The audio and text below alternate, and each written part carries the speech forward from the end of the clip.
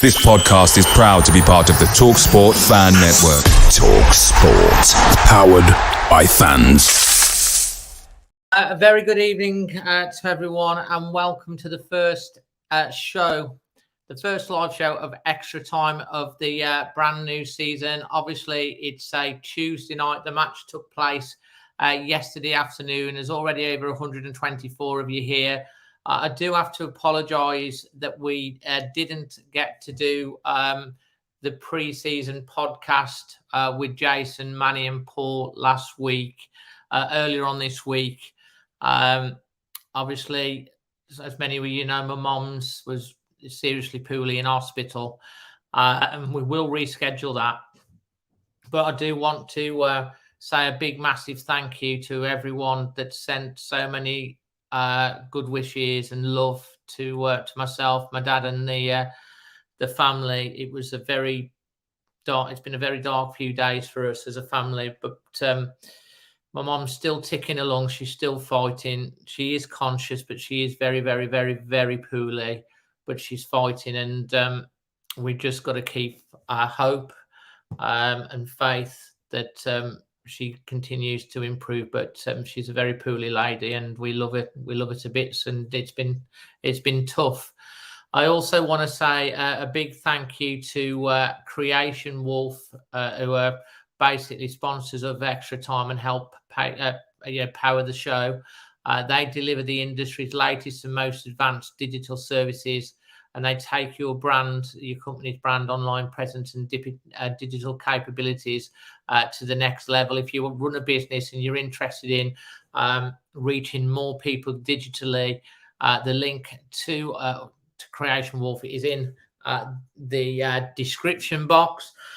Tonight, we're going to be getting stuck in to the last night's game. Manchester United won, Wolverhampton Wanders 0. It doesn't tell the whole story. Wolves had 23 shots on goal at United, which is the most shots by any away team in the Premier League since 2005.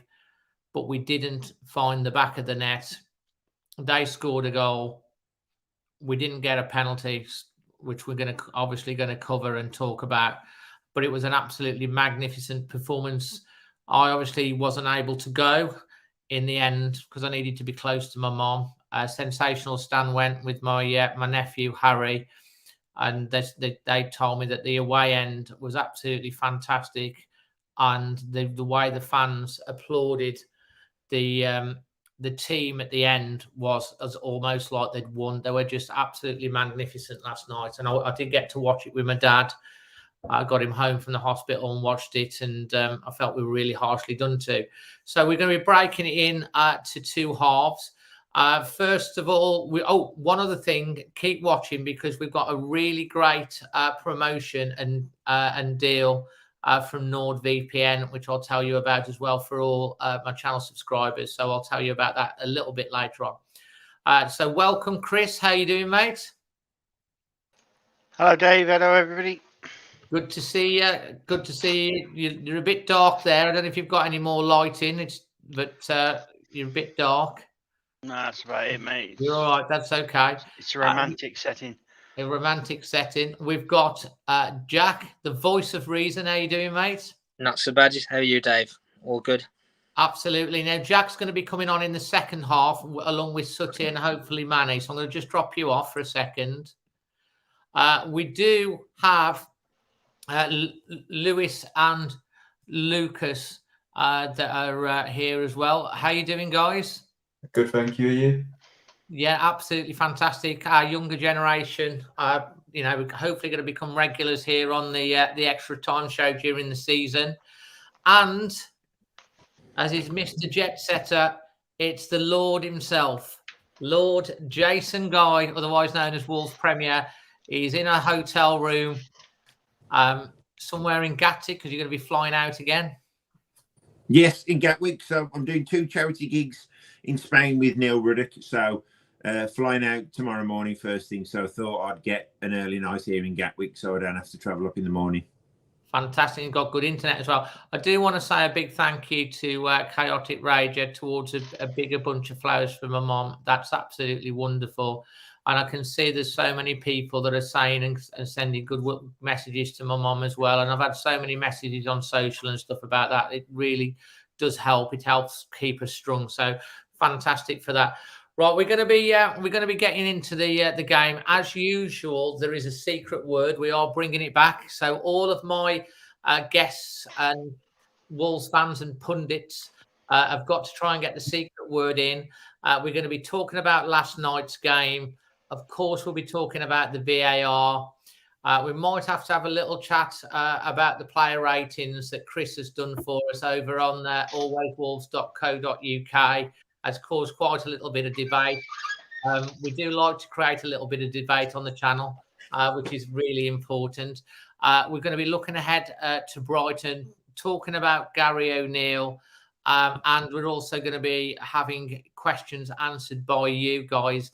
I say there's 238 if you're watching live. If you listen to the back on the podcast, if you're enjoying it, if you're listening back on catch up, you leave a comment. If you want to participate in the chat, all you have to do is be a subscriber and you can join in the conversation. And as I say, we're going to get stuck in right now. First of all, Jason, going to go to you if that's okay, because you did go last night, didn't you? You went in a minibus with a few peeps. Tell us about your the experience and how you were before the game and how you were feeling after and during it. Well, I think, like most of us, Dave, before, we've had a bit of an indifferent pre-season. So, like everyone, I was a little bit concerned what we was going into. And I remember we went into a bowling club in Manchester for a few beers before. Bully was with us because he'd come up with us on the minibus. And so we said, look, he just said, no way, fans outside. So we all hid our Wolves badges. And then Bully walks in, all right, I want a bottle of wine. So everybody recognised him straight away. And then when we was walking out, the point I'm getting to is when we was walking out, a lad went to me, oh, I'm going to put 6 past you tonight. And I just laughed it off. Anyway, got to the ground. And to be honest, there was a bit of trepidation because, you know, we have had an indifferent pre-season. Gary O'Neill's only worked with the squad for a few days. So there was a little bit of concern. And you know what? Right from the off, there was brilliant, Dave. And I've got to say, and I put online last night that it was a brilliant performance. And it was. And it's really weird because, you know, when you lose 1-0 to anyone, it's disappointing. But I actually didn't leave there deflated or disappointed last night. Yes, by the refereeing decisions, which we can come on to. And to be fair, when you look at it that way, that, you know, that even gives you stronger resolve that we're going to have a positive season. It's still so easy to say, earlier, I should say, that we're going to have a positive season after one game. 23 shots on goal, Dave, against Man United at Old Trafford. They had a decent team out. Yes, their midfield was a bit non-existent, and you could see the pathways opening and the gaps in the midfield. But we've still got to exploit those gaps, and the movement was excellent. And I don't know Chris's ratings, what he's put yet, but we're going to find out. But what I will tell you is every person, every player on that pitch, I'm going to give an 8 out of 10 to, because I just think it was a great performance across. It was probably, for me, Nelson Semedo's best performance in a Wolves shirt. I think Nori, who was equally wrote off by Lopetegui, come out and delivered a fantastic performance. Yes, in the early minutes, there was a few sloppy passes, but they soon got their act together. I'm not Fabio Silva's biggest fan. Comes on, makes a difference, has a few shots. And you know what? That's all we can ask for from a striker. Kalajdzic, once again, getting himself busy. You know, that could have been a penalty. Well, it should have been a penalty. Getting himself busy in the box, Dave. Fantastic performance. And the one player that I want to single out to me as the player of the game, and I'm giving it early, Cunha. You know, Lopetegui obviously had a lot of faith in him signing for £40-odd million. What a player he could be. But he's got to give these consistent performances. Cutting through him like a knife through butter, Dave. Really impressed with the performance last night. Disappointed with the result, but what a fantastic performance. And I've seen Wolves win games by bigger margins without putting that performance in. So for me, Dave, unbelievable performance. Yeah, absolutely. Chris, we'll come to you. You've heard what Jason said about the performance and stuff. I guess you watched it on the obviously. Yeah, I watched it on telly. Yeah, on Sky. Yeah. You know, How were you feeling before the game? How were you feeling during it? And how were you feeling after it? For the game, a bit nervous, a bit concerned. Didn't quite know what to expect. I mean, we've seen good football over the friendlies.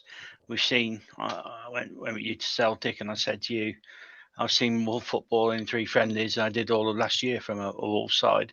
So with Julian going and the new manager coming, I was a bit worried that we were going to have an adverse reaction. But no, I thought they played well.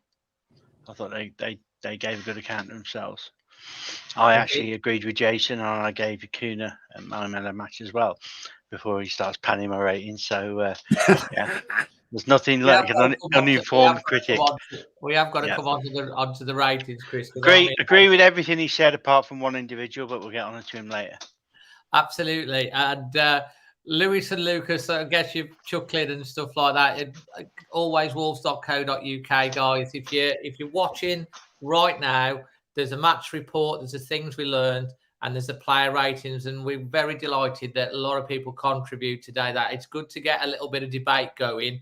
And Chris really has got some debate going with the player ratings. If you go on to alwayswolves.co.uk, have a look at the player ratings, read the comments and stuff like that, and then you can join, see whether you agree or not agree when we get onto it, because it's all just a bit of fun. Lewis and Lucas, great to have you back, guys. Because one of you's got the strawberry top, and the other one's got the brand new top, which is fantastic. Did you watch it on the TV last night, or were you there? Yeah, we watched it on the TV at home. Yeah. And how were you feeling, Lucas, before the game? I went in with a positive mindset. One of my friends' dads asked me, because I went around the house, said, what do you think the score's going to be? And I thought it would be a high-scoring game. And I said 3-2 Wolves, with Fabio Silva nicking it at the last minute. So I went in with a positive mindset that some fans didn't go in with. To be fair, mate, it could have been 3-2, well, 3-1 if we'd have taken the chances.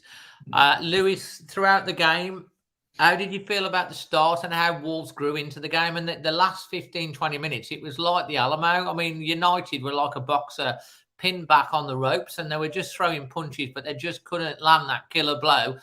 Well, until their keeper landed a killer blow, but that didn't seem to get noticed or picked up by the referee or anywhere else in the VAR booth.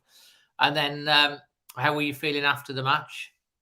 Yeah, after the game, it was a big relief, I think. Before the game, I think even in the studio on Sky Sports, Gary Neville and Jamie Carragher, they didn't seem too optimistic. I watched back the game this morning, and before the game, it was all about Wolves could be really in trouble here, and they really should be worried.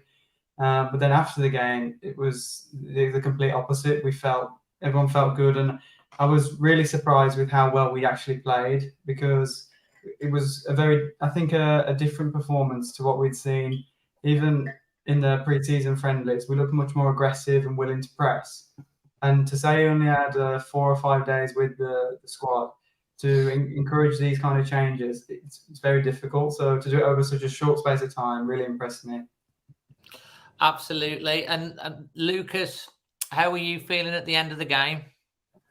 I felt a bit shocked that the referee didn't get asked to go see the monitor, because even if the people in the VAR booth didn't see nothing wrong with it, he shouldn't have even got asked to go look at the monitor, because it was a huge talking point.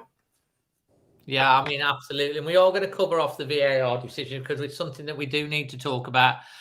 And to be honest, one of the things that I'm really glad about is not to be talking about Lopetegui or Jeff. I bet Jeff's loving it, because we're talking about VAR and penalties. It's kind of got him off the front page of the news of the paper for the time being. But we've got to put all that behind us now, all the uncertainty. We know what the manager is. He's come in. I've got my reservations, because one of the things I was worried about, especially after listening to the Kirk, the Bournemouth fan, who was, had a lot of us Wolves fans suicidal by the end of the interview with him. If you've watched that video, he really wasn't very positive about Gary O'Neill at all. and talking about he didn't know his formations, what he wanted to play. He was very defensive. And one of the things that I was really positive about, and you've touched on it there, Lewis and Lucas, in pre-season, I thought that we were very, starting to be more aggressive and proactive than last season, not just sitting deep. We were pressing, trying to win the ball back, being a bit aggressive, being a bit more on the front foot. And I was a little bit worried that he might go and sit back. In his pre-match statement, what heartened me, and I think heartened probably many of the Wolves fans, that he was going to go and attack. And we've got to go and attack and be brave. And like, I was watching it, obviously, with the producer, Emma, and my dad at my dad's. And at one point, she's saying, look how many players we've got running into the box. There was 5 or 6 players running into the box and trying to get onto the end of things. And we didn't see that at all last season. And Gary was really, really animated on the touchline. He was really passionate, which I thought was a good sign as well. And I liked the way that we were brave with the ball. You saw the likes of Kuna that you've touched on. Everyone's touched on how he was brave, and how he ran with the ball and just took players out, and fantastic. And we saw Nunes as well, creating space and running with the ball. We saw Ait Nouri that was being brave, running with the ball as well. Pedro Neto being direct. Wang, when he came on. Fabio, when he came on, was positive. He had like 2 or 3 shots. He was running into the positions, and the United fans cannot believe they've got out of that game and won the game. They can't believe it, because it should have been 4 or 5 to Wolves. Jason. Dave, I can't agree more. Like I said, I was there, and I've been Fabio Silva's biggest critic, and I've been quite vocal about it. And I think this is why the loan spells and the loan system is so important. And he's gone out, and yet it's questionable the leagues he's played in, but he's come back a bigger, better, stronger player, and he has. And listen, there's no one more than me that wants him to go out and score goals for the club. And yesterday there were some positive signs, not just from Fabio Silva, but across the park. And it's easy to worry when you lose key players like Ruben Neves.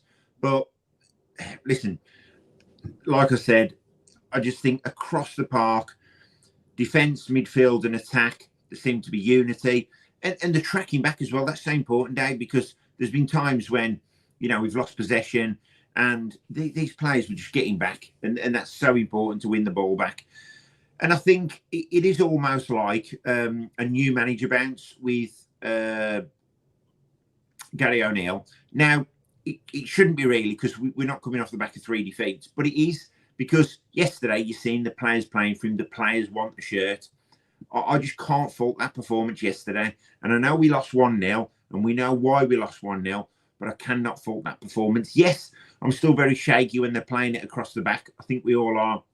Speaking to the supporters around me in the stadium, they've got the same worry when we're playing it across the box. And, you play against a team like United and they're closing you down quickly. But, we seem to get away with it. We didn't make too many mistakes. There was a few sloppy passes in midfield.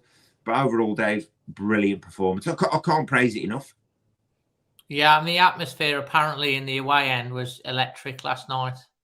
Oh, listen, Dave, brilliant. And I think Wolves fans have got a level of culpability and responsibility.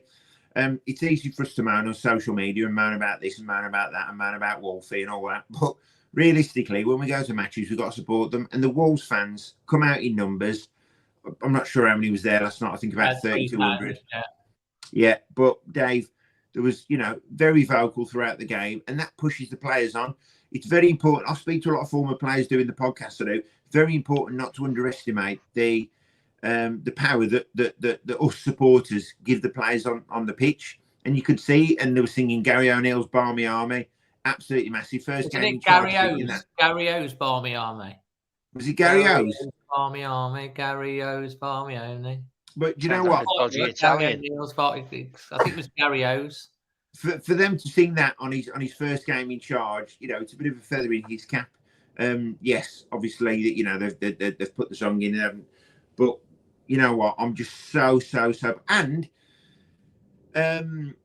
Gary O'Neill in the interview after on Sky Sports spoke really well.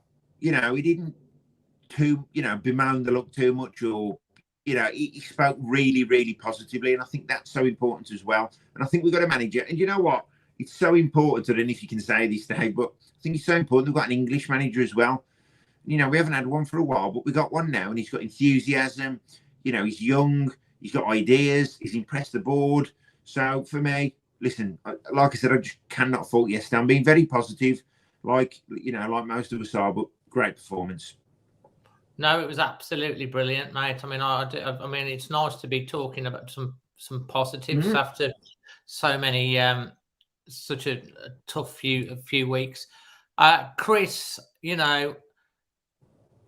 I mean, what I want to sort of like dive into is obviously you were seeing that game and stuff like that. What was the positives that you were taking out of the actual game itself from you watching it? Loads of positives. We actually had a pattern of play. We actually had almost like a vision of what we were going to do. I'm not quite with Jason. I can fault bits of the performance, and I'll go on to that in a bit.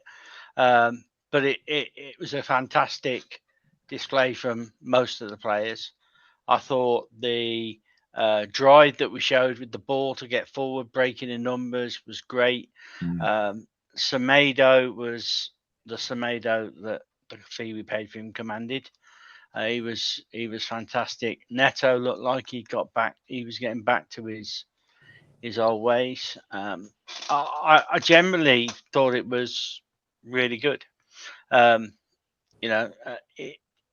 me, the only thing that I'd be slightly concerned about, and it's that old chestnut of no ball in the back of the net.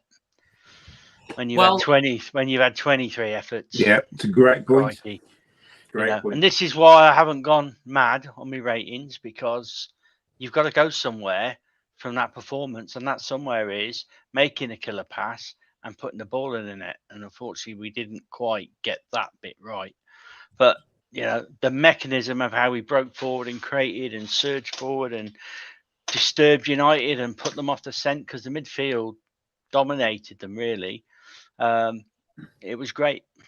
Okay, again, Chris, can I said, a couple of missed passes, but can I just say, Chris, do you think it'll come? Because 23 shots on goal, there's no way we can go through the season with having 15 plus shots on goal a game. Let's just say we had 23 shots away at Man United. Well, they asked Gary O'Neils this, didn't they, afterwards, and they said, and he said 23 shots. I can't really fault that, and I hope that starts turning into goals. And cool. Well, I think we all do that, don't we? I think it cannot not transfer into goals if we're having that, that volume of shots on goal. If you look at these players, Sarabia aside, we've seen Kuna score really good goals. We've seen Neto score wonder goals. Gomez has scored decent goals. Lamina's even put one away nicely. So the ability to do it's there. We just got to. We just got to get. I don't know whether there's still a bit of a hangover from last season or the season before, because we've been on this goal expedition for the last 3 years, really, haven't we? We haven't really been clinical or high scorers. So maybe there's a hangover from that. But you're in the right places, aren't you? Just being objectively, it was Klidic's first game back, and it was Fabio Silva's first game back as well. So, let's not be too critical. Listen, I've been critical of the strikers in the past. Cunha missed probably the best chance when he hit the post, when it was easier to probably score. He was a bit off balance, though, wasn't he? He should have scored it still, but he was. He was, Dave. But listen, we've paid that money for it. He's got to put that in the back of the net. He should have put that in the back of the net. But these are the margins, because you know what, he puts that in the back of the net. We've either got a point or won the match.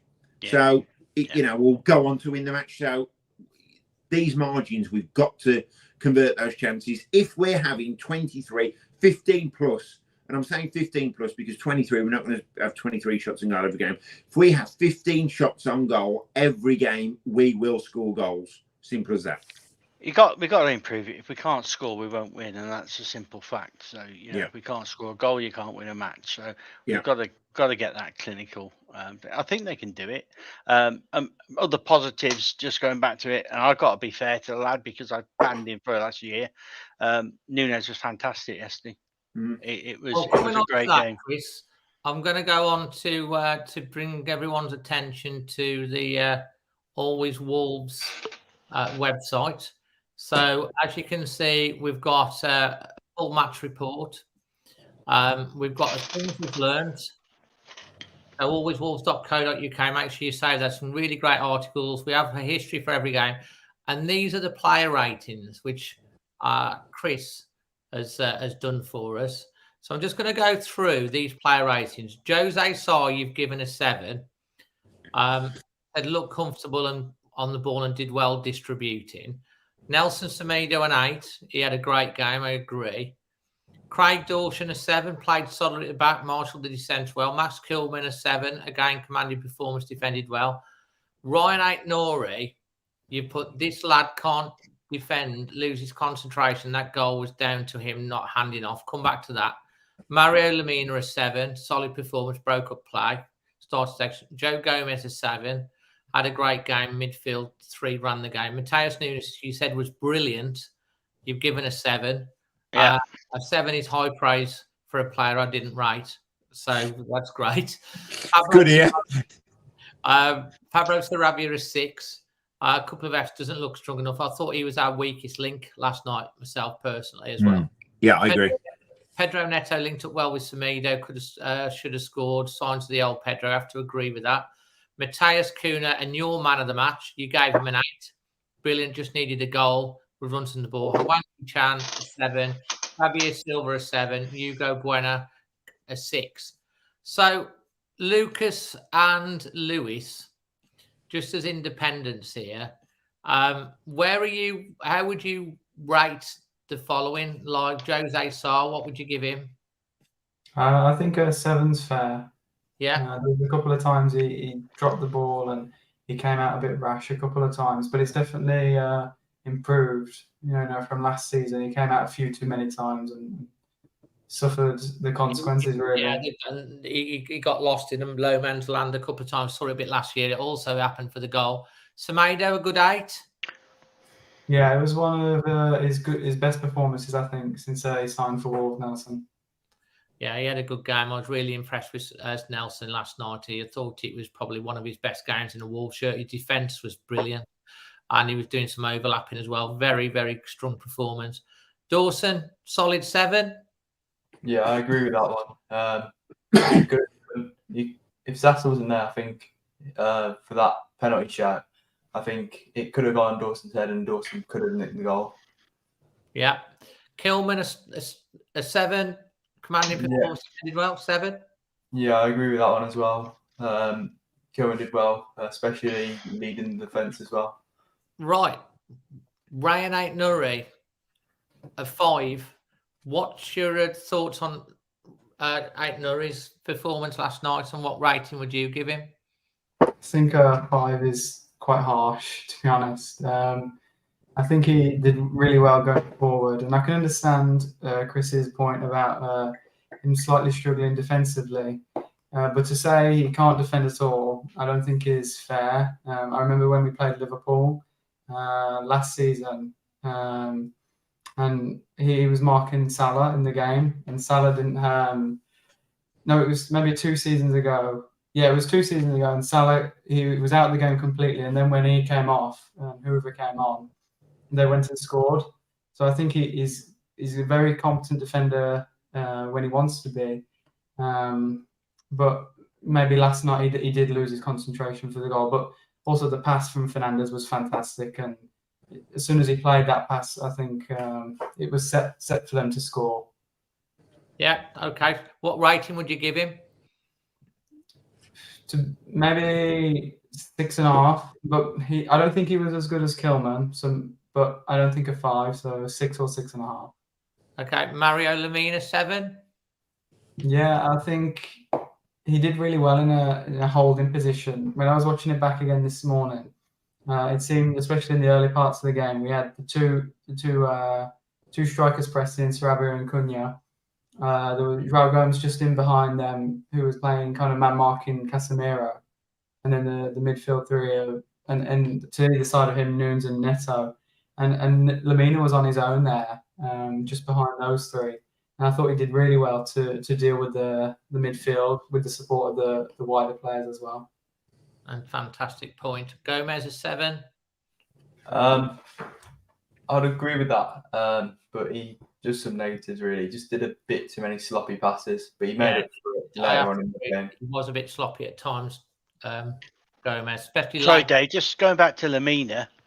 So Lamina was doing really well until he got his yellow card, then he had to change his game from that, and that's why I gave him less, and I didn't give him more than the other two because he had to temper his game a little bit. But carry on. Yeah. Matheus Nunes, 7. I think this is a player that is, you really have to know how to use him effectively, because I think when he arrived, it was the way our midfield was playing didn't suit him at all. I think having the two of him and Neves, I don't think suited him at all. I think he is a really advanced player who can push on and drive the ball forward. So I understand the decision to push him more out to the left sometimes, because it gives him that freedom and space to go maybe one-on-one with the fullback. But I think he can really push on this season, I hope. I wasn't sure how Gary O'Neill would use him and if he'd be able to use him effectively, because I think Nunes is a player that is he's not typical to how an English player might play. So obviously being an English manager, I wasn't sure how Gary would deal with him. But from what I saw last night, I was very impressed with how he'd asked him to play and how he performed himself. Yeah, really good point. Pablo Sarabia, 6. Couple of efforts, it doesn't look strong enough. I think the thing with Pablo is going to be like Jota when we had him. He would score one goal and just get his confidence up and consistently scoring. So when he gets that first goal, he's going to be perfect. But I do agree with the 6. Yeah. Pedro Neto is 7.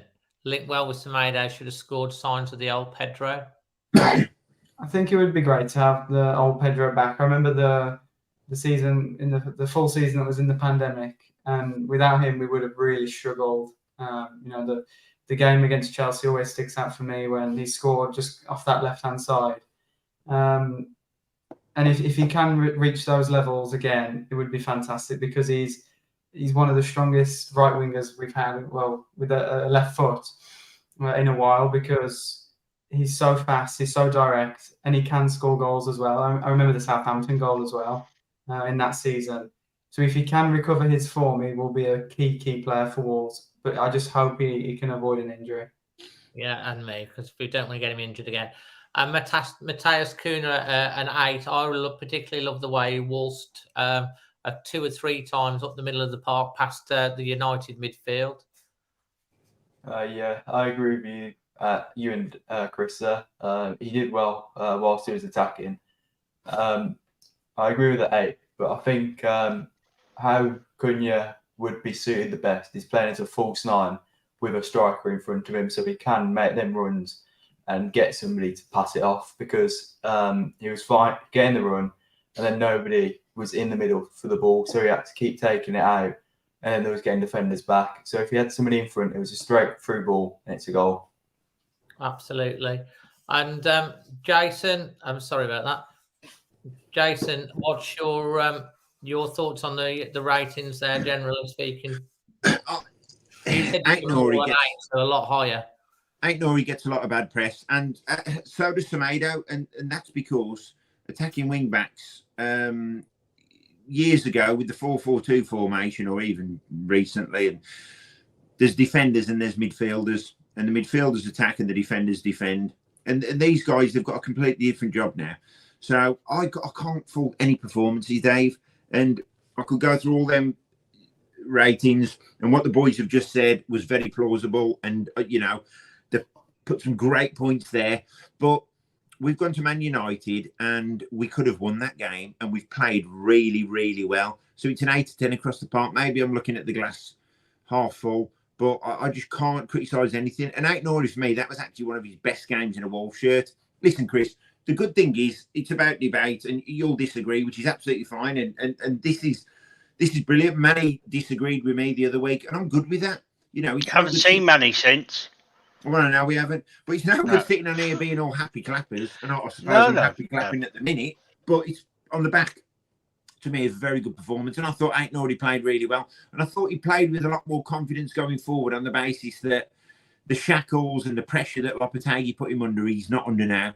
So I can't fault that performance. You know, I'm not going to give everyone 10 out of 10, clearly. The only thing I'd say to you all is, look, I know the position. I've played it, so I know. And what I'd say to you all is there's bits that he doesn't do. That's what I don't like.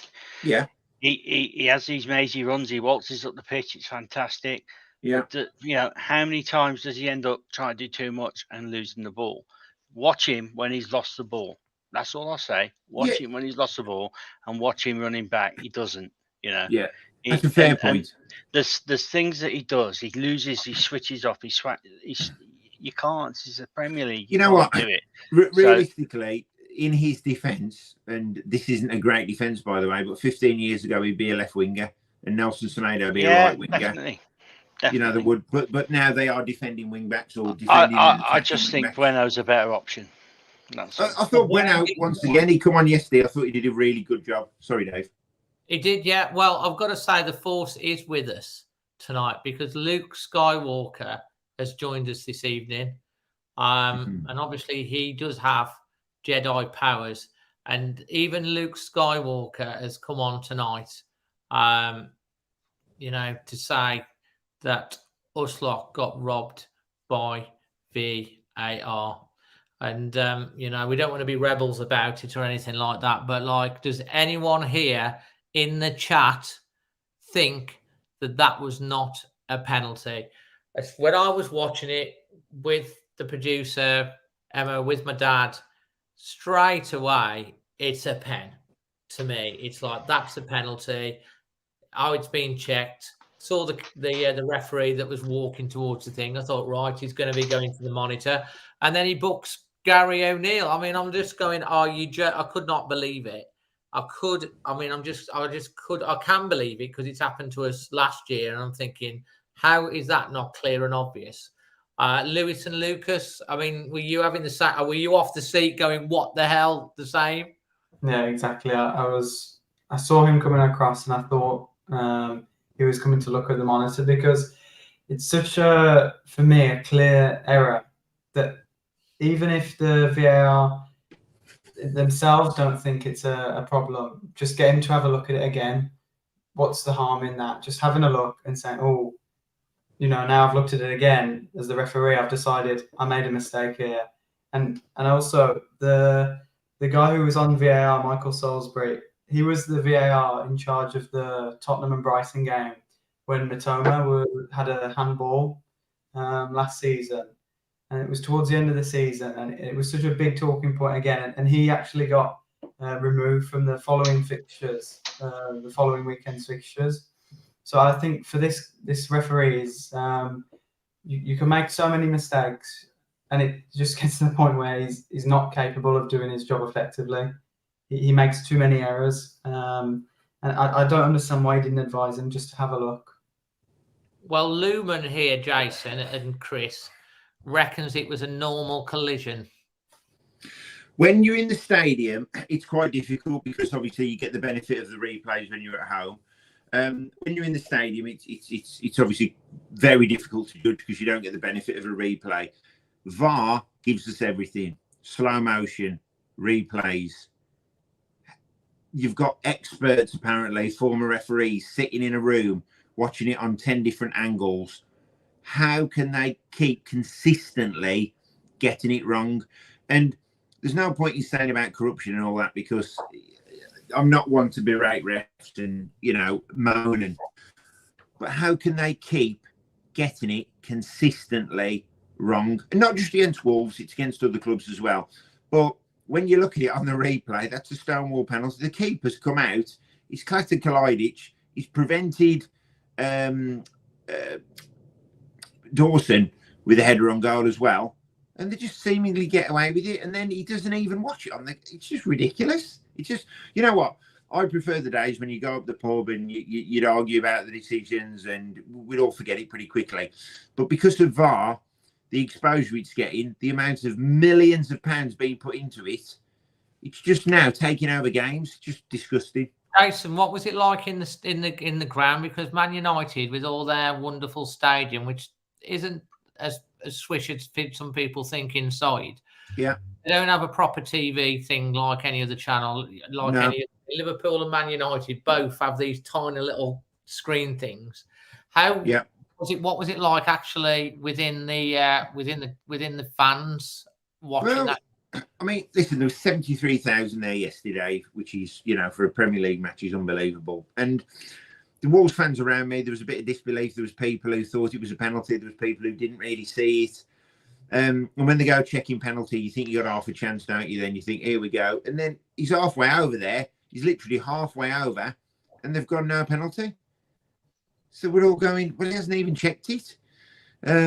So just so disappointing, Dave, because that for me, that's we can say, oh, we should have won the game or we deserve to win the game. Maybe we did, but we deserved a bare minimum of a point last night. 100%. Chris, I mean, were you the same watching that? Yeah, I mean, saw it come over, the ball came over, and it was, crikey, he flattened them. That's a penalty. They're going to look at that. That's got to be a penalty. They're going to review that. And, you know, a couple of people on the commentary were saying, yeah, I think this is going to be a penalty. And, you know, I just don't understand how we then get to a point where he's running over to give a yellow card to the manager because he spoke to the fourth official who said he must have been colourful in his discontentment of a decision. And at no point have him and the video assistant had a dialogue to say, you might want to look at that. Exactly. What is the point? What is actually the point of having them? Yeah. You know, firstly, if the guy can't have seen it because he would have given a foul because it's a foul. Everybody, you know, even bloody Gary Neville said it was a foul. Yeah. So he hasn't seen it. If he hasn't seen it and he's seen the bodies go down, your natural reaction would be, not quite sure I saw what was going on there. What happened there? Because I just saw a load of bodies. Is there something that we should look at? The whole process hasn't been followed. So I don't understand why we're even having the thing at matches, because we just don't seem to be using it in a consistent manner at all. And then you've got two guys there, John Moss. Well, I mean, he's now looking after all the referees, so we ain't got much hope, have we? And then you've got Howard Webb sat there in Old Trafford, because I've seen pictures of him there, both saying to the manager it should have been a penalty. So if they can see it, why can't it's Simon Hooper? And if he can't see that, what's the point in banning him for a weekend? They may as well get rid of him. Even Gabby Agbonlahor said it was a foul, and he wouldn't give Wolves anything. No. The thing is, isn't it? I mean, that's the thing that basically Howard Webb wants a high bar. He said he wants the referee to ref the games. It has to be a clear and obvious error, and that's the thing that that's laughable when you can say, how is that not a clear and obvious error anywhere on the pitch? That's a foul and a yellow card. Well, if he's come out and apologised, the ref has, and said, oh, they've made the wrong mistake, why aren't they doing that at full time? Why aren't they getting a video at full time and saying, right, talk us through your decisions, or you know, VAR, talk us through the decisions at full time? Why aren't they doing it? Why are they waiting for, you know, hours after the game or a day after? Oh, sorry, yeah, it's made no difference now, has it? Oh, what? So the refs or whatever, they're not having any involvement in the games this weekend. That doesn't help us in any way, shape, or form. Well, that's the thing, isn't it? Another apology. I mean, let's face it, Howard Webb has his own part in Compton. He's been down there often. He's like, comes down, it's like got, you know, reserved for Howard Webb, because he's almost there every single week. But if they have to compensate us, Dave, if they have to financially compensate us, let's see how many they start getting right then. Let's say if every time they made a wrong decision, we had to get compensated financially. You know what? That's actually a really good point, because someone said about, like, I mean, the producer read a tweet to me earlier, said that, like, when we play Man United at the start of the next game, kick off, we should have a penalty to start the game, see whether we're 1-0 up. But I think you're right, because there are financial penalties for abuse and stuff issued at clubs. Yep. Like, why do we not get compensation if there is a decision that's made against it? It should work. It should. The problem is, Dave. The problem is, Dave, there'd be a load of ambulance chases. It'd be too much work for the FA, and they don't want that, do they? So they've brought VAR in to almost seemingly make it fair, and they've got the video replay, and it's just not working. And yesterday's cost us a point. Whichever way we look at it, it's cost us a point. And is it going to be massive at the end of the season? But listen, just disgraceful. Absolutely. And guys, if you are watching this, as I say, if you make sure you're subscribed, you can join in the chat. And if you're enjoying this, just take a second to smash a like button. Guys, we're going to go around now, and we're going to be doing our performance rating. We're going to be doing our man of the match. We're going to be doing our highlight of the day. And you guys are also going to get to do your score prediction for Brighton. So we're going to go with Chris first. Well, my score rating's not changed. It's a 7. Man of the match, Kuna. Yeah. Who played really well. Highlight of the day, I think, has got to be the forward-looking approach and performance we had. And I hope we carry on doing the same thing. Absolutely. Lewis and Lucas, you can do these both individually. We'll go with Lucas first. So if you want to do yours, and then we'll do your brothers. Okay, so I think an 8. I think the score against Brighton will be 2-1 Wolves. My man of the match was Nunes. Nunes. And why Nunes?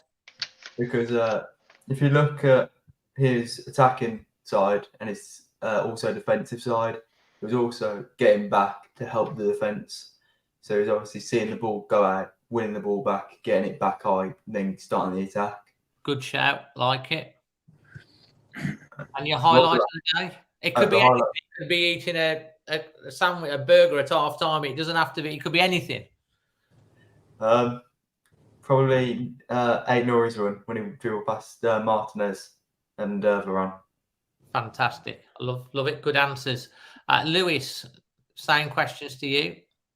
Yeah, I think the score rating would probably be a 7. If we'd won the game, obviously it would be a 10. But to take the loss, it means it can't be a perfect score.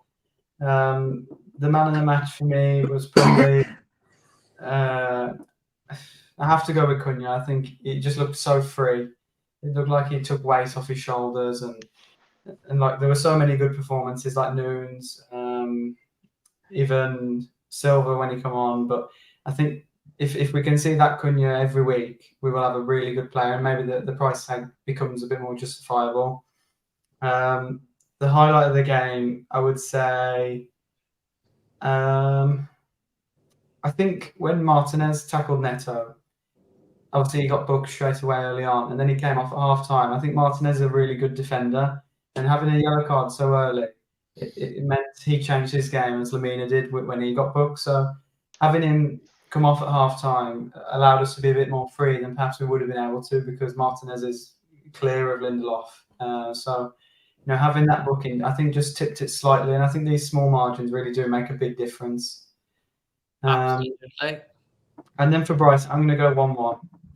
A 1-1 draw. And Chris, we forgot your Brighton score prediction, didn't we? I ain't got a clue, Dave. We could, if we played like we played Saturday, we could win 3-0. We could lose 4-1. We could draw 2-2. I don't know what's going to be served up. I've got feeling is I think it might be a 2-2 draw. Another draw. Fantastic. And Jason, to finish off this segment of the show, 9 questions to yourself. Rating 8 out of 10. Man of the match, I can't really see past Cunha. Moment of the match, I thought Cunha breaking from midfield. Breaking through their midfield was just incredible, and that was a joy to watch. The other moment of the match was that steward smashing into that idiot who ran on the pitch. I thought he was a just stop all protester at one point. I mean, that really booped me off. What are idiots going on the pitch for? He just whines. We were over in the Celtic game in Ireland. How many people ran on the pitch? They just kept doing it, didn't they? Non-stop, you know what? non-stop.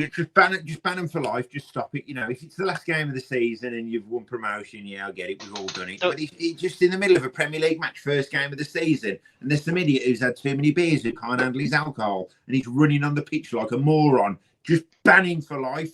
I want to say thank you, guys. So we all know about Olivia's buggy wheelchair that got stolen in Spain. I want to say a big thank you to Dave and Chris.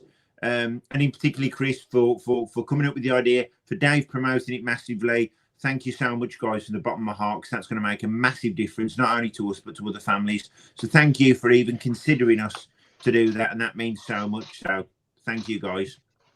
Okay, that's really no problem. Thank you. Well, there you go, guys. That's the first half of the show done and completed. Thank you ever so much to my guests, the Lord Jason, Lewis and Lucas and Chris, with their thoughts on this game, the first extra time. We're going to just take a little break for a mid-thing advert in a second, which I'm going to tell you about. But, guys, thank you ever so much. Always Wolves, Dave. Always Wolves. Cheers, Always Dave. Wolves. So there you are, the guys. And we've got waiting in the green room. We've got Josh.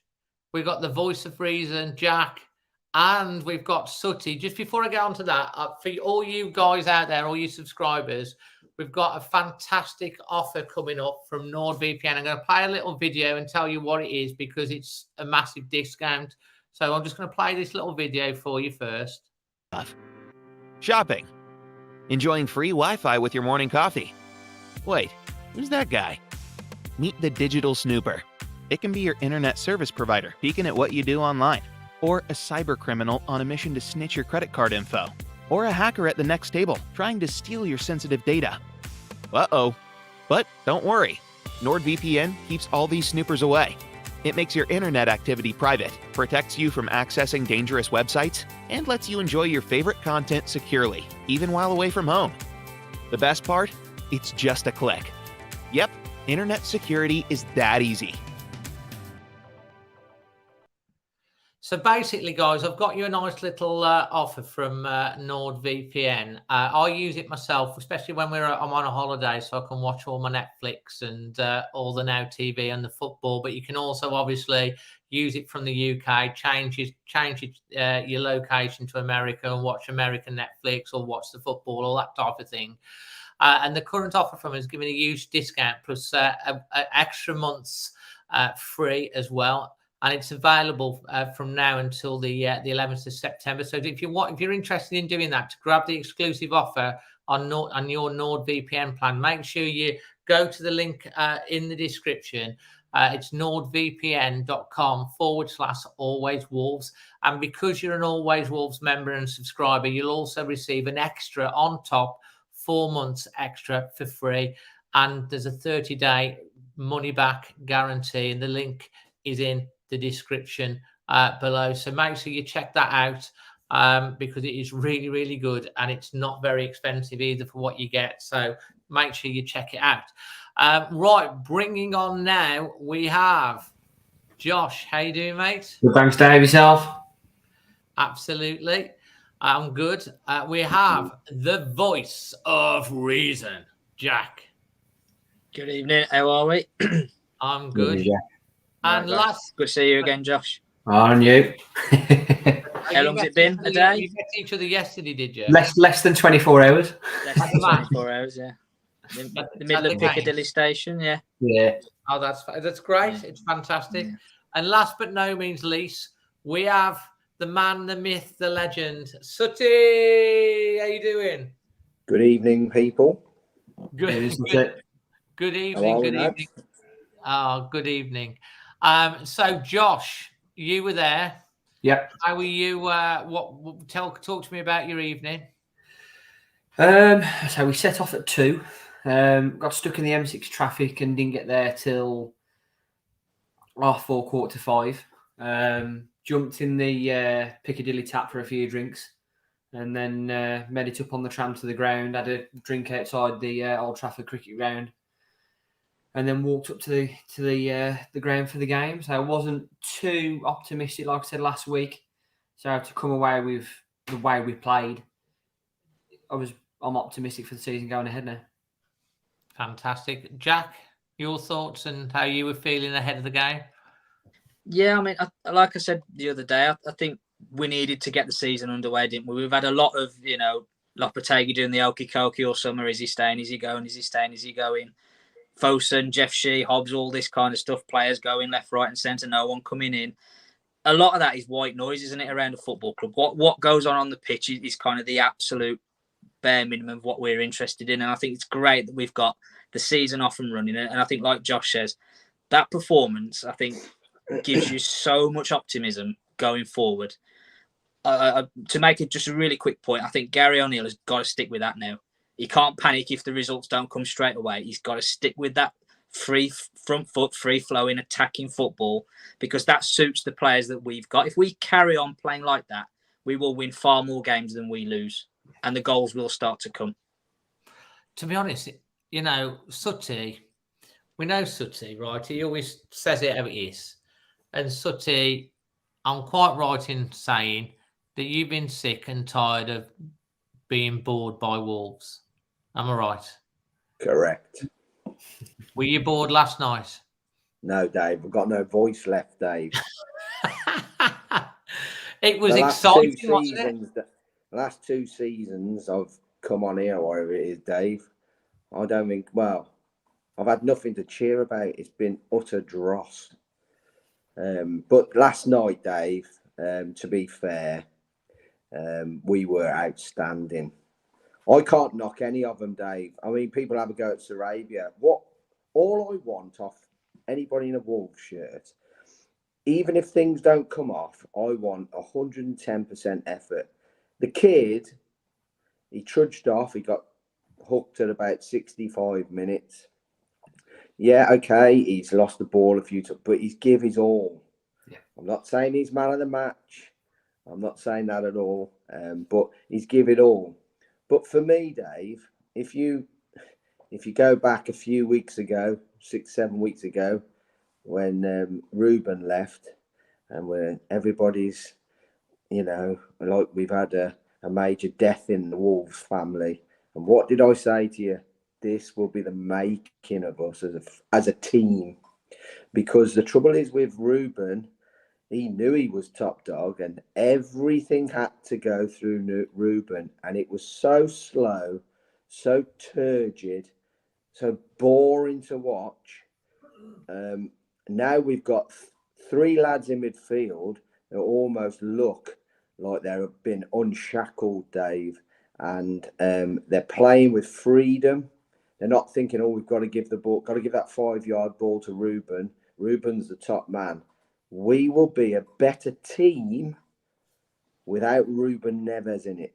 I guarantee you. And do you think, like, we saw it in a couple of games last season. It's like that holy trinity in the midfield that Núñez, Gomez, maybe Hodge can slot into there, and Mario Lemina. They complement each other really well because they all seem to know their jobs last night. When they were going and moving forward defensively, I thought they were really good, as well as transitioning the ball upfield.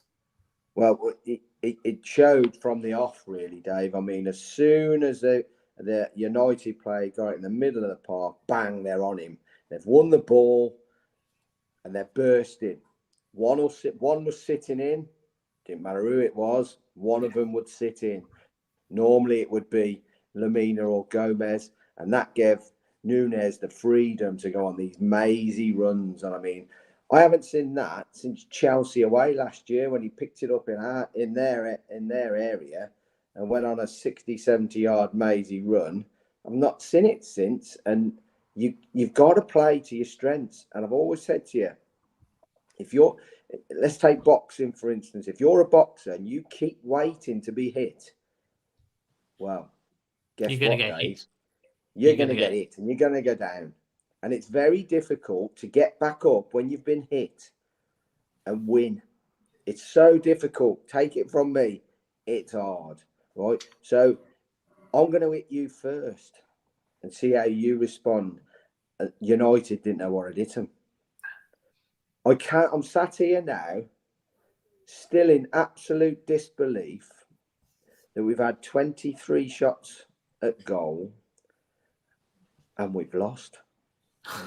And it reminds me, Dave, of Bruno Lage's first season. The first 3 games are probably the best 3 games of football unbelievable that I've seen us play attacking wise. And I looked at my brother-in-law after the first game and I said, okay, we've lost. I said, I think it was United again or somebody like that. I said, we've battered them. I said, there's no way on earth we're not doing things this season. 3 games on, we've battered Leicester again. We've lost 3 games on the bounce and lost 1-0 each time. We lost to Spurs as well. How Spurs won, I'll never know. And we've battered them all. And there was a point in that season, obviously, where we were 5th in the league for quite a while.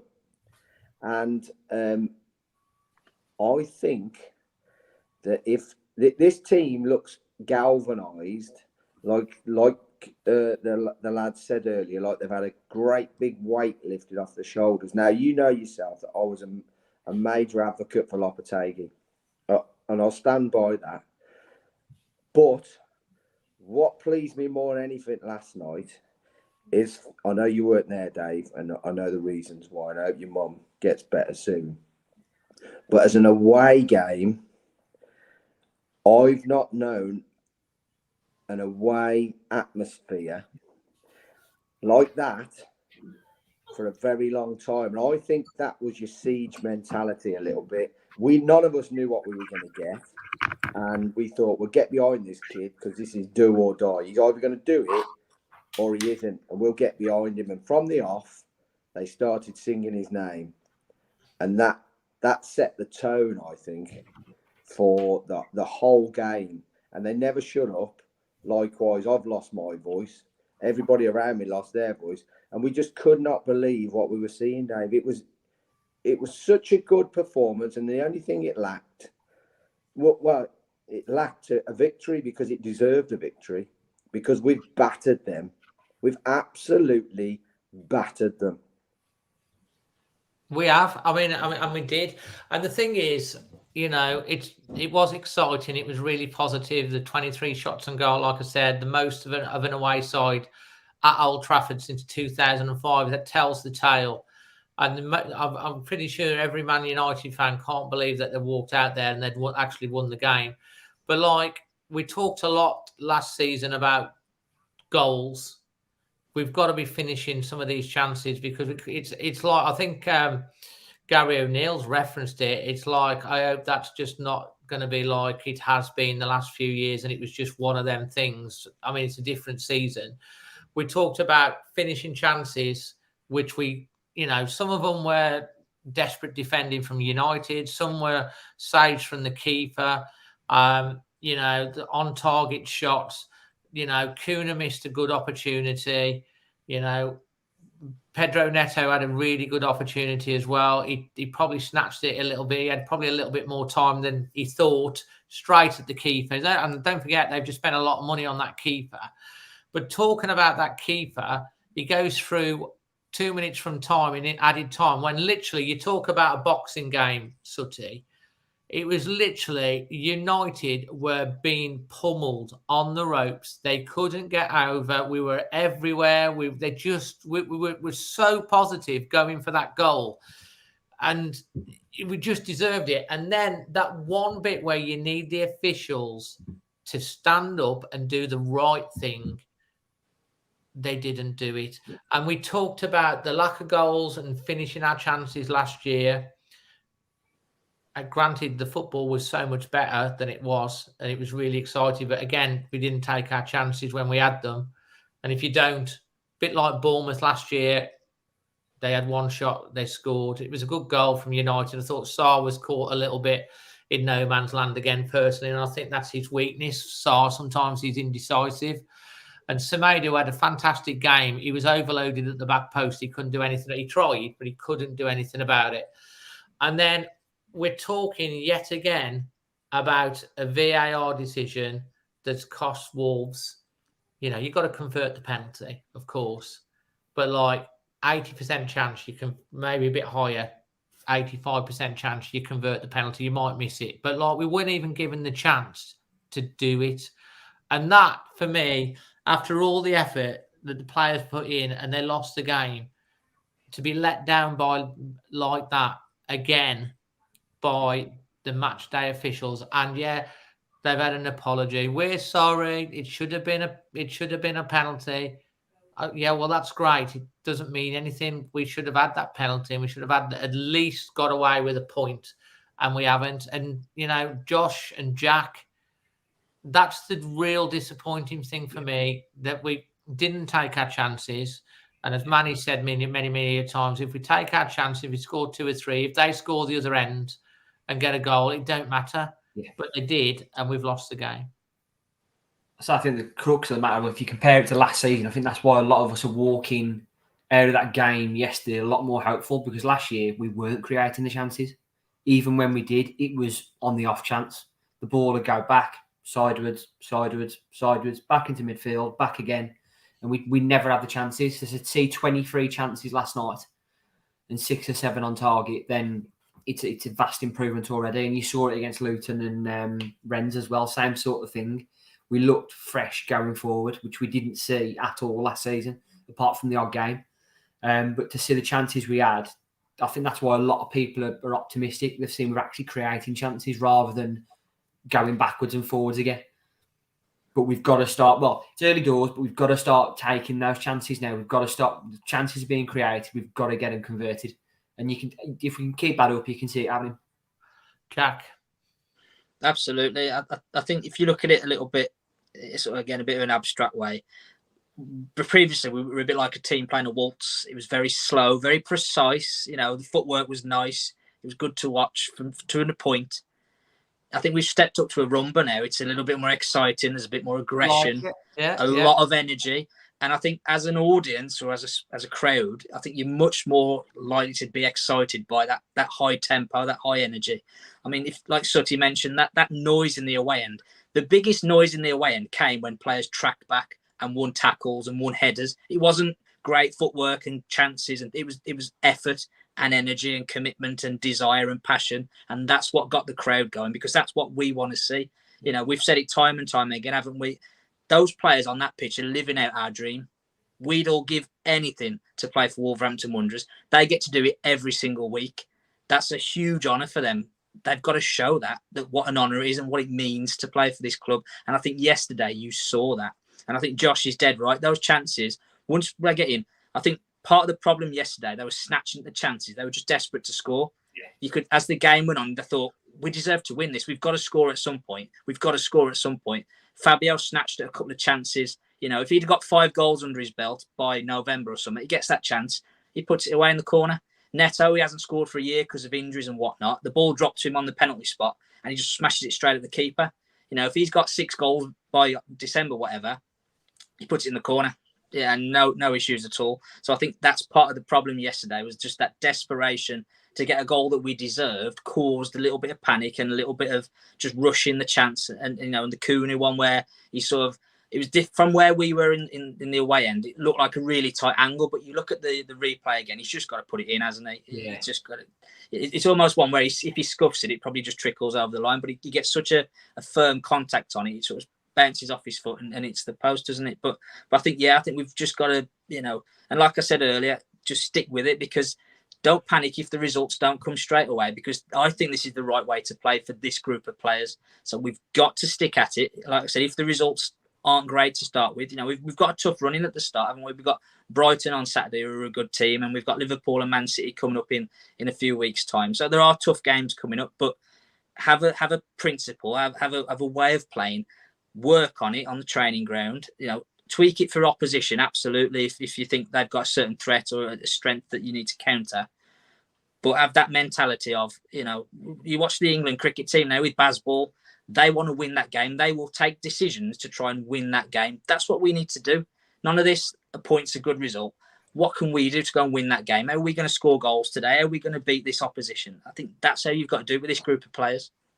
You basically, like last night, saying how brave they were with the ball. Yeah. It was commented on. I don't know if you've had a chance to watch the game back and think, but the commentators were really, in the end, they were to start with. They were saying about Man United not playing very well, this, that, and the other. I thought we were very measured and patient and picked them off and closed them and made them think.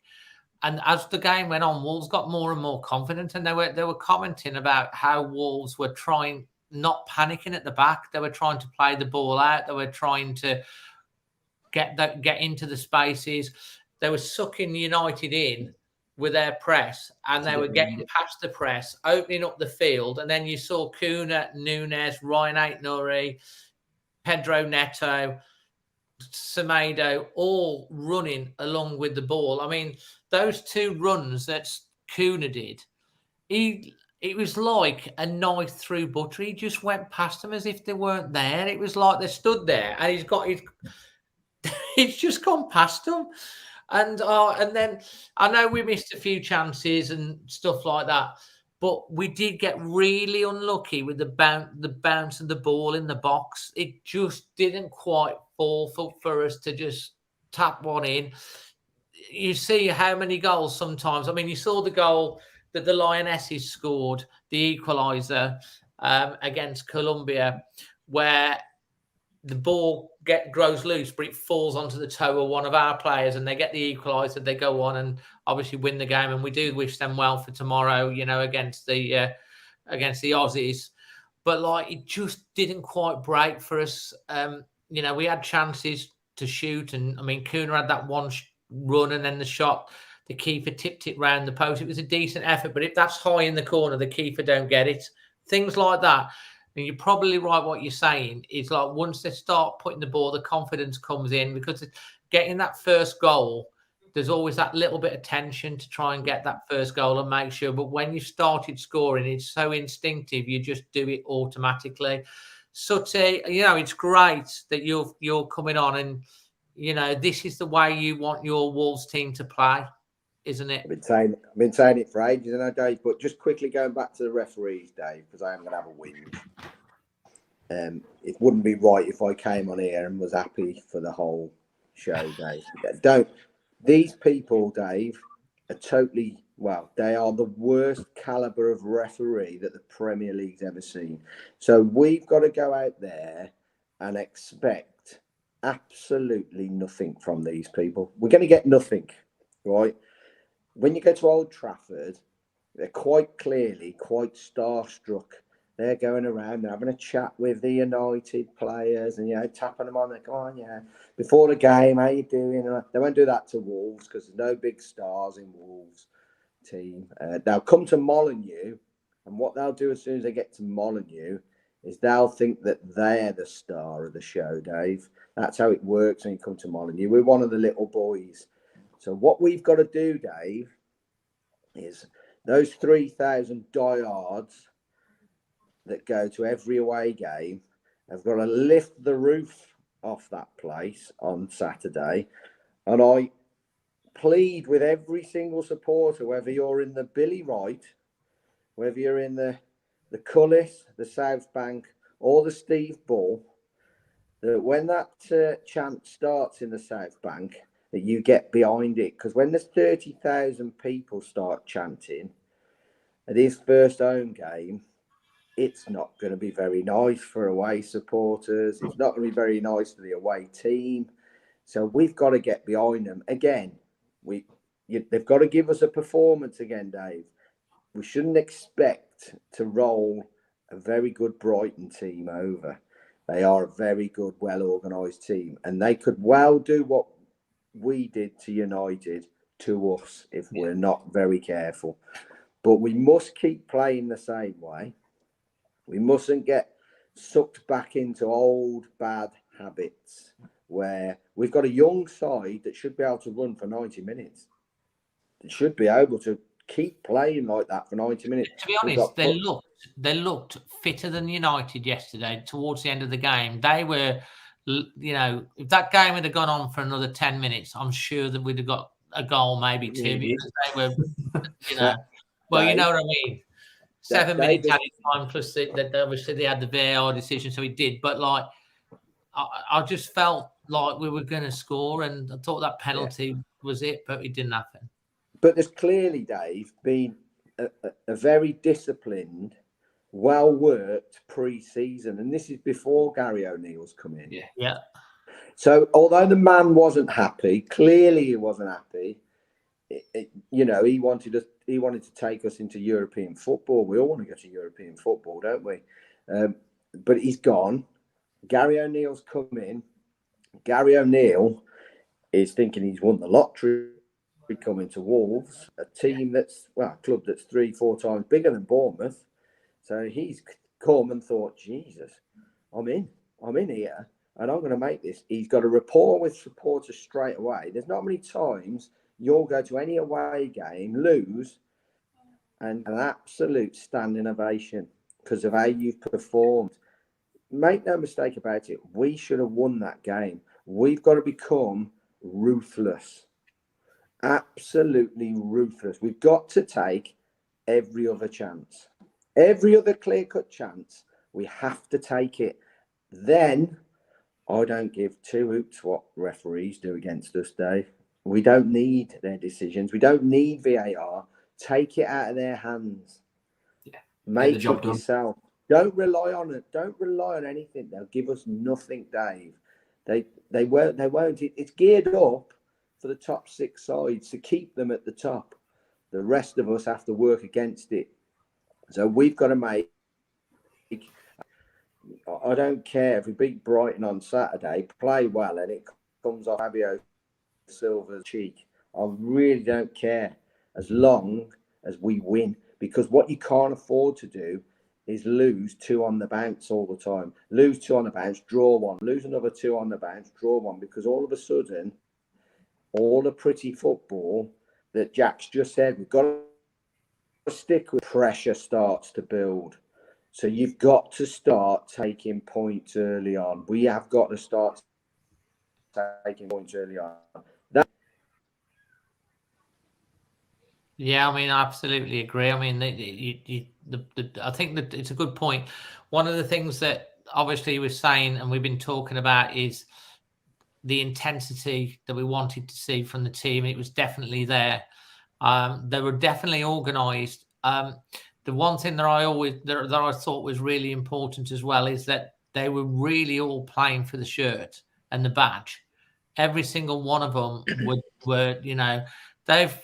Lopetegui has done a good job with them pre-season. He's got them fit, he's got them prepared, and we think, he's good. I feel like, I mean, as someone I was listening to Talk Sport on the way, or 5 Live on the way home from the match, not from the match, from my dad's, and there was someone that rang up and said, like, this is a real quality team that he's got. Why has he turned his back on this? Because this team can actually achieve something, because there's something there. Sutty's obviously lost his internet connection, by the way. Yes, but he's right. Yeah, but he's definitely right. Intensity, passion, commitment, bravery, and the one thing we've got to sort out is the ruthlessness in front of goal. If we got all of those other pillars, the intensity, the bravery, the commitment, the quality, and then we add ruthlessness to that, we're going to win more games than we lose for definite. Hopefully he's back now in a second. Josh and Jack, we were getting the what you were saying about, we were just saying that, Sutty, if we add to the intensity, the bravery, the commitment, and the quality that we showed last night, and then we add the 5th pillar of ruthlessness, like you were saying, then we'll actually have a much better season. And it was quite funny that Emma, the producer, we were listening today on the way back from the hospital, and they were talking about the game. And it's nice that so many people were talking about, these pundits talking about Wolves, and they were talking to the betting people. And yesterday someone was talking about Wolves saying this, that, and the other, and we're going to get tanked and this. And today they're all like, Wolves are immense. They were amazing. And it's like they haven't really paid any attention to what we've been doing in pre-season. As fans, we've seen some of these performances in pre-season. And the worry to me was, is Gary O'Neill just going to sit back, or is he going to embrace that and take it to a different level? And what, as I said earlier, what inspired me before the game was he came out and said, we are going to attack. We're going to attack. And you have to do that, because Sutty's right. If you just sit back and just wait to be caught with a jab and punched in the stomach and knocked around, and you're carrying on and you're hoping to just get one in, it might happen once in 9 or 10. You might like what Bournemouth did to us last year when they had that off the knee. But more often than not, the quality of other teams, they're just going to wear you down and they're going to get a goal. If you go onto the front foot and you're brave, you push them back. And United you wouldn't have thought they were the home team. You'd have thought Wolves were the home team, and they've done a smash and grab on us and got away with it. You hope these things even themselves out.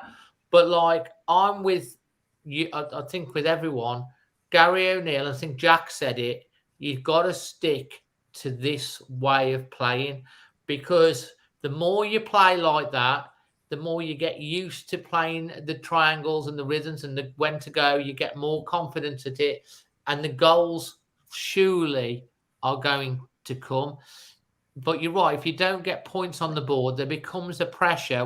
What we saw under Bruno Lage, where he all of a sudden changes, and then we get stuck into this rut where we're playing it safe all the time, and then it's hard to break out of that. Definitely.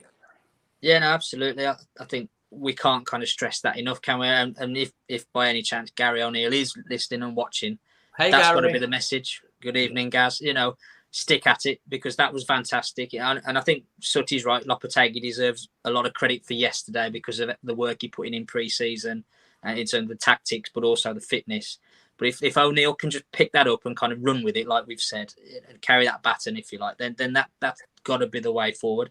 I just want to make a really, really quick point on refereeing and VAR. I think Sutty's nailed it in terms of we just got to expect them to be terrible these days. But for Howard Webb and John Moss, the two guys running VAR in the pit, to be sat in the Man United hospitality, that's not a good look. No. And if I was Wolves, I would be livid that we've had a decision go against us in the last minute, and the two blokes that are in charge were enjoying wine and cheese with the board of directors at Man United before the game. They've got to get that sorted. I don't mind Howard Webb being at the game to watch the referee, but sit in the stands. Don't sit with the directors having cheese and whatever. So I think they've got to get that sorted. They're having so many own goals, aren't they? The PGMOL at the minute. They're embarrassing. I think you make a good point. I think they've got to be seen to be being neutral. And when they're you're useless, when you're whining and dining with the directors of a club, you're not looking. It's not. You're right. It's not a good look. And when you get a decision like that happens at the end of the game, and they're sat with the directors, and then it doesn't get given, it's almost like, don't worry, I'll just drop a message to my mates. I know that didn't happen, and it wouldn't have. Well, I would hope it's not happened, but still, it's not a really good look. Can I just make a quick point on VAR, Dave? Of course you can. I can't understand.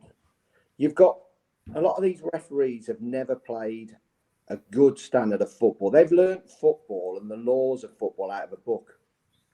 That's all well and good. That's fine, right? They can tell us any rule number 54.7, they'll tell you what it is. At the top of their head, they'll tell you what it is.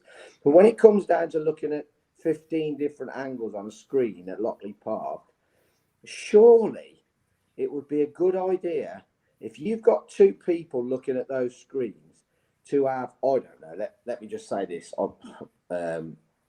two run-of-the-mill ex-Premier League players, not Gary Neville, not Jamie Carragher, two players that were squad members at, say, I don't know, one was at Crystal Palace and one was at Southampton or West Ham, right? Yeah. And they can say, okay, that is the law, but you can't give handball for a bloke that's hit him on the elbow here when he's got his arm tucked in, or he's not even looking at the ball. Or they could say, you know, he's taken the player completely out the game there. That is a penalty. Now, these men have never played the top class sport. They've officiated it, yes, but there's got to be some common sense in here. It's almost like they're frightened to admit they're wrong, that they're rubbish. Yeah, basically.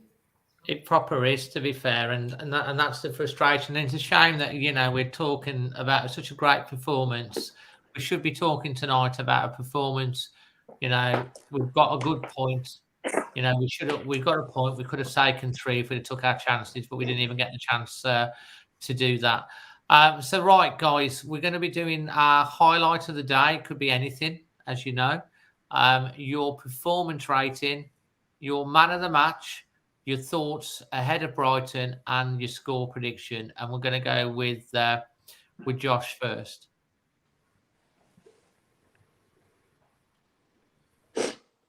Josh? Can you hear me all right now? Yeah. I think I'm back. You kind of froze and then you went blah, blah, blah, blah, blah, and you're back. There you go. Did you get what I was saying?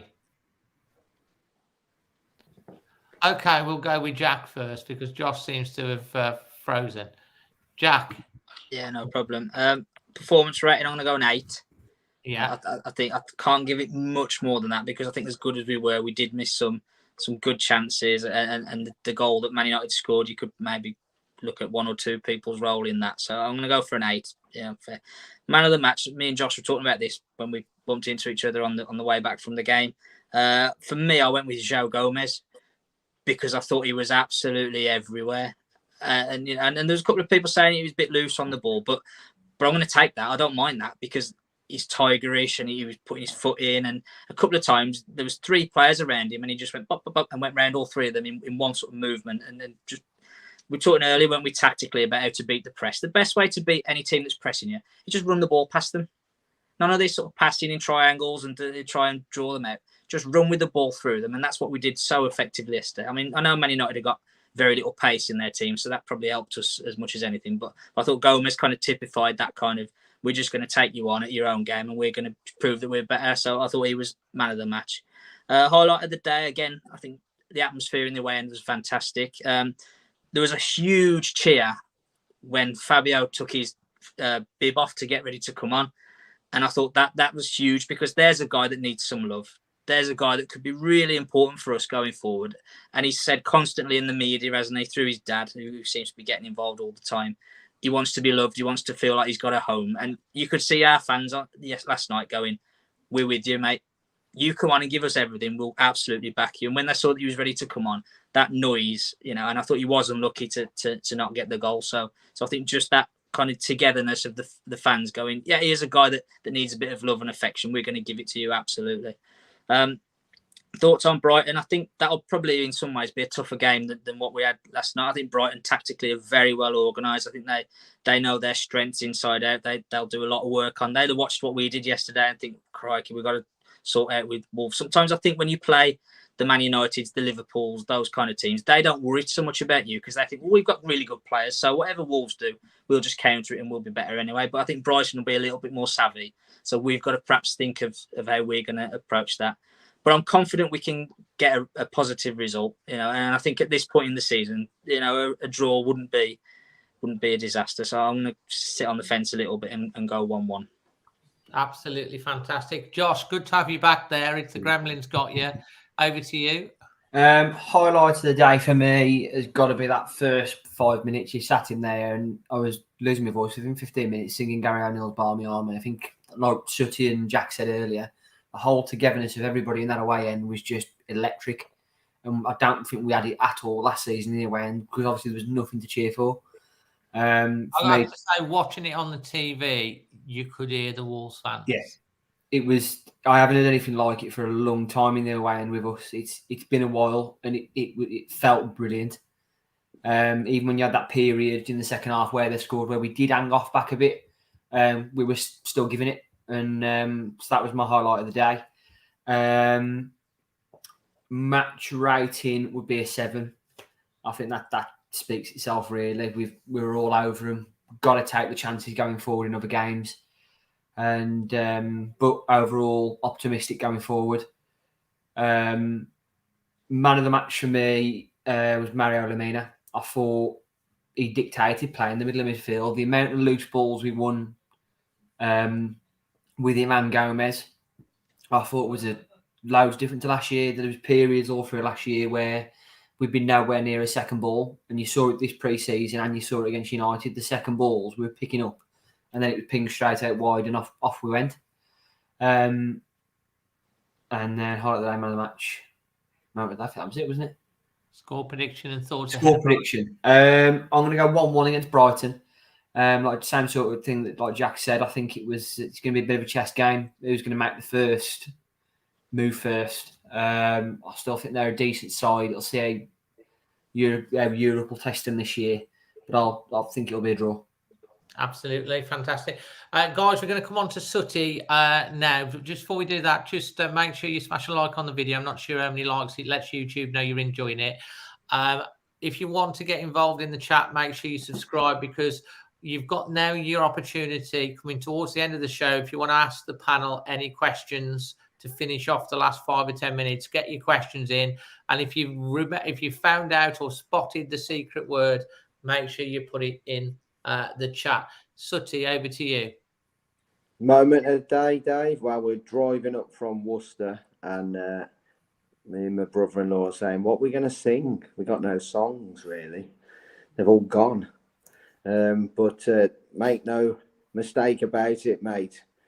We sang our hearts out. Old songs, new songs. They never stopped for 90 minutes. So credit to that club. There might be legacy supporters, Dave, but they need us. They need us big time. They are your bread and butter football supporters. The ones that go away on because let's be honest, it was bucketing it down. Yeah. I was drenched before I even got in the ground. So nights like that, your team needs you. So that was my highlight. Just getting back to it really, because it's been crap, ain't it, this summer? Yeah. Let's be honest. I've had enough of it, to be honest. I don't want to talk about anything above the football team now. I'm sick of them. My man of the match, I could have given it to 6 or 7 people, Dave. That's how good they were. Yeah, that's how I saw it after the game as well. There was so many good performances. Semedo, Nunes, Kuna, Neto, Lemina. Well, I'm going to give it. I've changed within the day, because looking back at it again, I want to give it. He's only a young lad. He's come over from Brazil, and he wanted to come and play for us. Now, he didn't know at the time that Neves would go, but I'm telling you now, I'll give you any money that he will become a bigger player for us than what Ruben Neves was, and it's going to be Gomez. Yeah. I said to you last season, I'm not bothered about Neves going, because his time had come. You can get stale anywhere, Dave. His time had come. I think he got worked out as well by other opposition teams. I think he was dropping deeper and deeper for the ball all the time. This kid is tenacious. He'll get a booking. He gets stuck in. I mean, they call him the pit bull for a reason. He's a little shit, isn't he? Let's be honest. You said we wanted some of that, though. Hey, I'll tell you what, he's a good player. He's good on the ball. He's not fazed by the Premier League one bit. So he's my man of the match. And I'll give him an 8 out of 10. Now, I think we deserve to win that game. And if we had won that game, I know it's all ifs and buts, that would have been the first 10 out of 10 performance I've seen Wolves play in years, Dave. That's how good it was for me. And I'm not that easily pleased, let's be honest. So, but because we didn't win and because we didn't score, I'm going to give it a 7.5, Dave.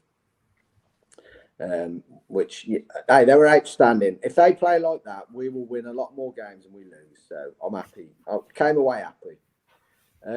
Brighton, as long as we don't think, oh, we've just got to rock up here. We give United a real good side. We've just got to rock up. I think we'll do them 3-1, Dave. 3-1.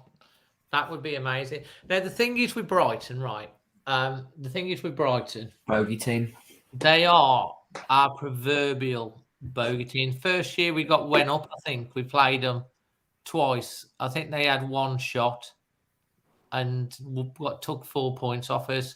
You know, they're a very, very, very well-run club, Brighton. You have to take your hat off to how well they're run. They're getting massive amounts of money for some of their players that, you know, I mean, the way they invest and have been investing, if they invest that again, well, they're going to be a serious, serious team, Brighton. However, they have lost some very, very important players from that team that trounced us last year 6-0, where we were, you know, under Lopetegui towards the end of the season. The away games, he never nailed down the away performances like we saw last night. No. They are a bogey team, but like bogey teams and these runs against teams are there to be broken. And I want to see us, although we could get picked off against Brighton because they're a very, very good side, but I want to see us with the same level of bravery and commitment and intensity, moving the ball quicker. Because I think if we sit back again against Brighton, we can get very easily picked off, because if we let them get on their game plan and take control of the game, the momentum's hard. And I think that's what we did to United last night. We played our game plan, and the longer it went on, the more they started to think, this ain't how we've been told it's going to happen. We're supposed to be winning this 3, 4, or 5.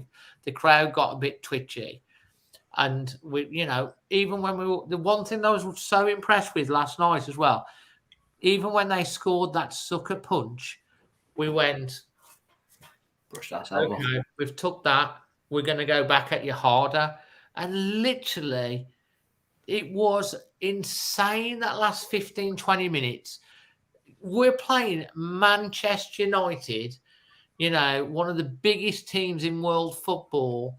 Opening match of the season, 73,000 people in that stadium, and they were rocked. We were that good last night, and we just kept going. We took the knock, we took it on the chin, and they went again. They didn't let it affect them. And we've seen teams, Wolves in the last year or 2 or 3 years, even when we've had a good spell, we've conceded a goal, and then the confidence has just gone out the team, and they've got us again. And we've just thinking they didn't show that. They showed the belief in what they were doing to go again. And I think you're right. The fact that the fans were so vocal and singing throughout, they knew that the fans had their back. Carry on playing this way, because that's the way we want to play, and we've got your back. You were given it, and the fans could see it. And it's. I know sometimes the atmosphere has not been great at Molineux, but when you're seeing flat, boring performances, it's very hard to keep getting yourselves up as fans to get the players. And Jack or Joss, I can't think it was, that hit the nail on the head. It wasn't just about the quality of the play and the moving the ball and the running, the tackles.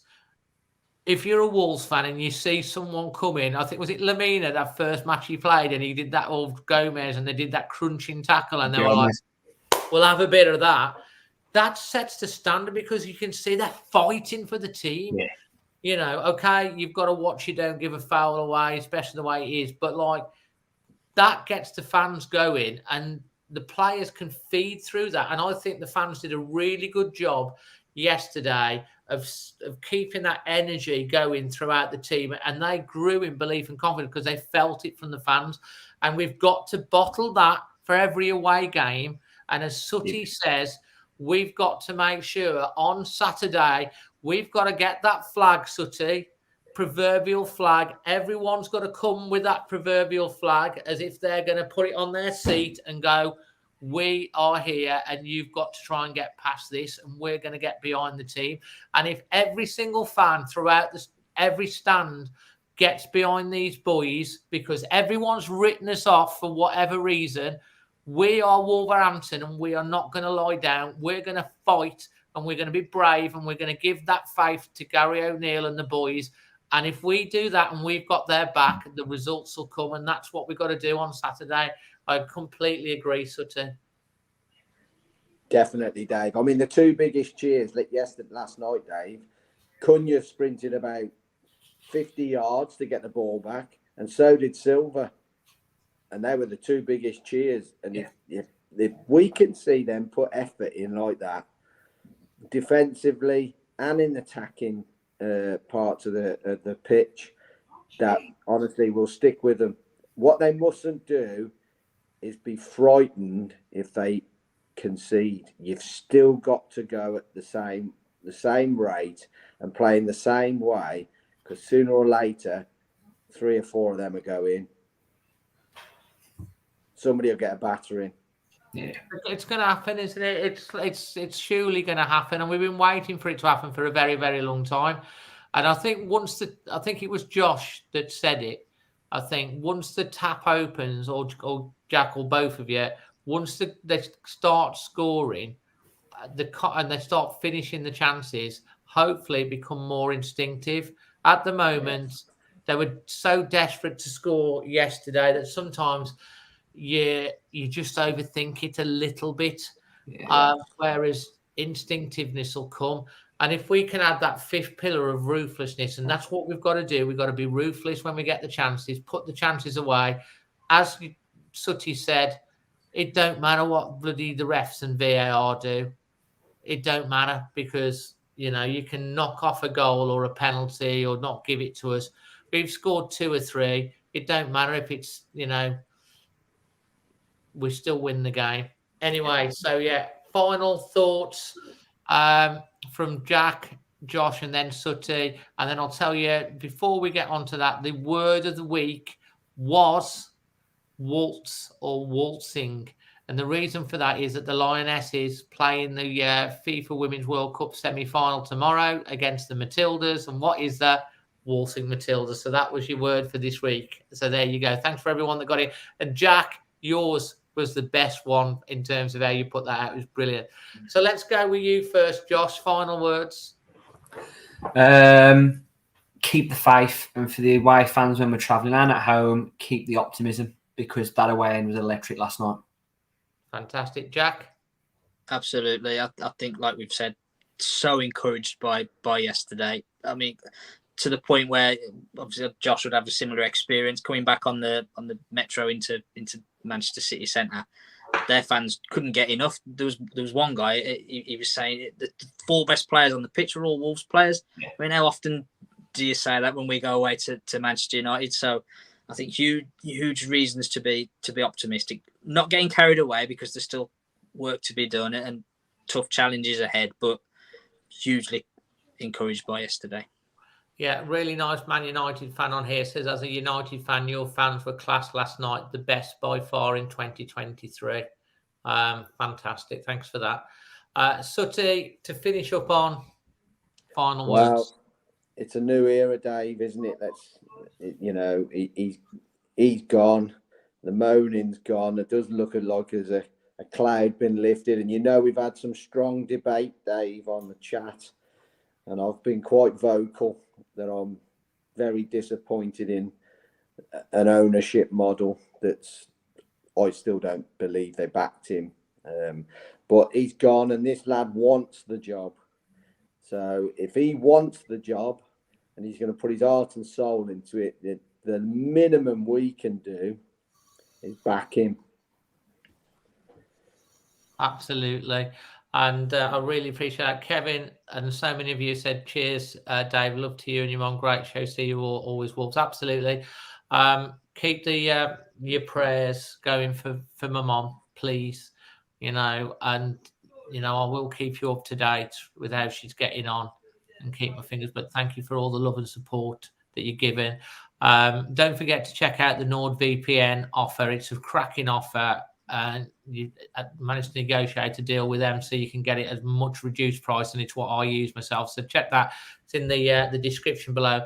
And a massive thanks to local company Creation Wolf for sponsoring and helping power Extra Time.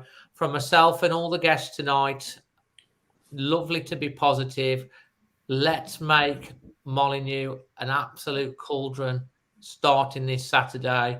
Let's be that proverbial 12th man, and let's hope that we can get some goals and get some points on the board starting this weekend. The first home game under the Gary O'Neils regime. And unlucky last night. That's football. We move on. Until the next one, always Wolves. Always Wolves.